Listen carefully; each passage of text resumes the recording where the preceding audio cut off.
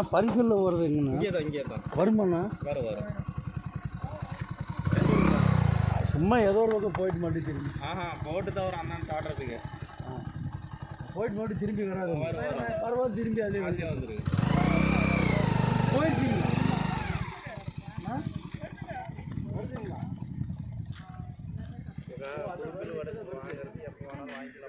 ஒன்று போனால் ஒன்று வருமுண்ணா. வண்டியிலே போனாலும் அப்படி போய் சுற்றி பார்க்கலாம்.